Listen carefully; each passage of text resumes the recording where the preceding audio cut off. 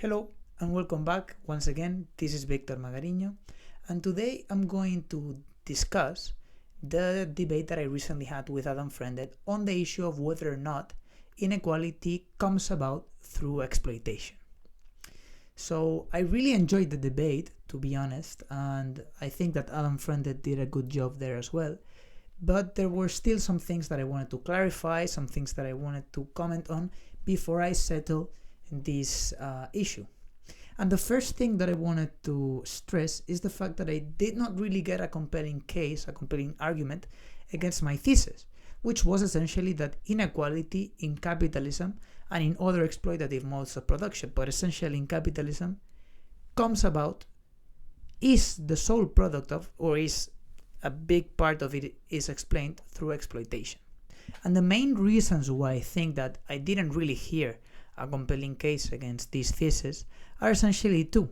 The first one being that it is undeniable that this is the case. You really cannot explain inequality, the immense levels of inequality that the data show, by natural means or by any other means. Exploitation has to be the cause of it, and it is actually the cause of it because the data on exploitation also suggests that this is the case.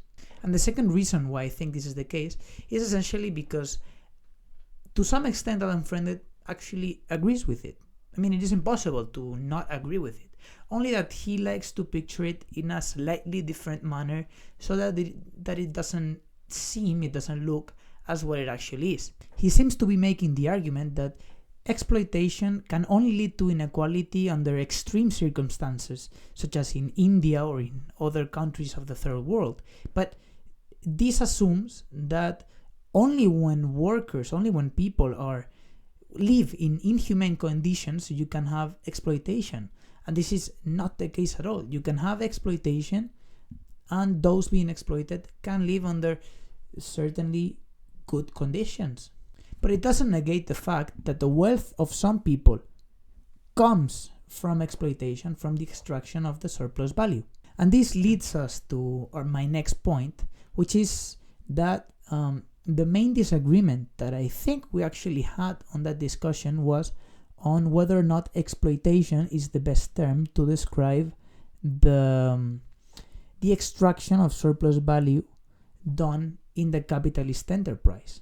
According to Adam Friended, especially in the last statement he made, exploitation to him is a term that contains too much moral value, that is too harsh, and that might lead us to think of the situation as something completely different. But according to him, the actual situation is that workers understand that they need to give some of the surplus value that they produce to the capitalist, because the capitalist is the one that knows how the industry works and all this, and that they understand this is the case, so exploitation doesn't really exist because people are aware of the fact that they must be exploited in order for the system to function. And because he thinks this is an actual mutual agreement where everyone knows the information required for them to make the optimal decision, he doesn't think that exploitation best describes the situation. He thinks exploitation can only be applied to extreme circumstances. And to this I have essentially three replies. The first is that it is not necessarily the case that workers know how much surplus value they are producing, how much they could be receiving back instead of giving to the capitalist, etc. Information is the important thing here, and especially nowadays where the workers' bargaining power has been diminished so greatly, we cannot really say that workers have access to this information, that they are deciding what is really best for them. Maybe what is best for them is to own collectively the enterprise, not to give so much power to one person or to a small group of people. Nowadays, the labor market really has not become the best place for workers to negotiate. They must accept almost whatever they have right now because jobs, especially in the first world, are so scarce, especially for young people as well. And the data shows very clearly how from the 1970s onwards, the rate of exploitation has been increasing immensely, what also coincides with the fact that workers' living standards and the real wage has stagnated. So even though not all workers live under inhumane conditions in the first world, we cannot really say that because this is the case, exploitation doesn't exist. Because, as I've said, the data shows very clearly how workers are becoming more and more exploited.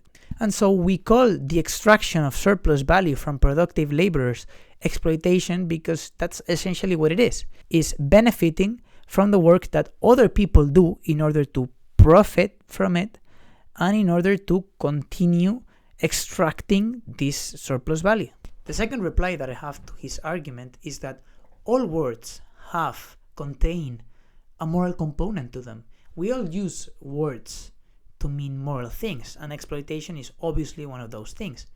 Earthquakes are also a natural phenomena that we study in science, and they also contain a moral value because people do not like them because they produce catastrophes, they kill people, etc. The same goes for exploitation. It is certainly a word that contains a moral value, moral worth, but we include it to make science about economic phenomena because it actually describes something that happens in the real world that people do not like.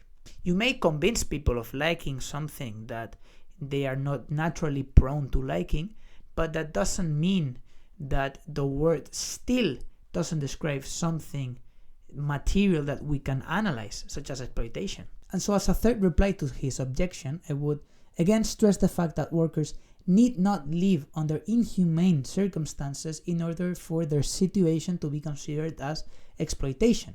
And this is quite obvious.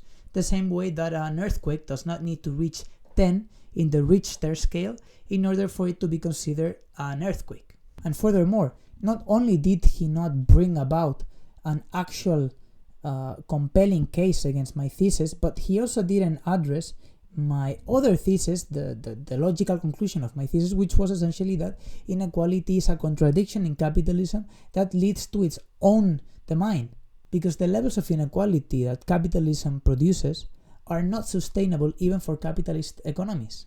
I provided empirical evidence for this, and Adam Friended didn't really get to address it. So as far as the debate stands, we can say that inequality is the product of exploitation, amongst other things, but essentially of exploitation, and that this inequality is self-defeating. It is harmful for the survival of the society that produced it. And as a conclusive remark, I just wanted to address one issue that I heard some people complain about, which was me reading from a script in my opening statement.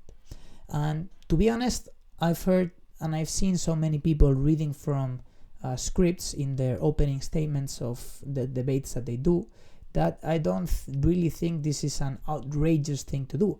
I mean, Slavoj Žižek read his entire opening statement from a piece of paper in his debate with Jordan Peterson, which was a major event. So I don't really see the issue there. In fact, I think it was best for me to do that because I didn't have time to memorize my script, and I wanted to be precise and concise because I had to condense a lot of information on 10, 11, 12 minutes that I had to speak.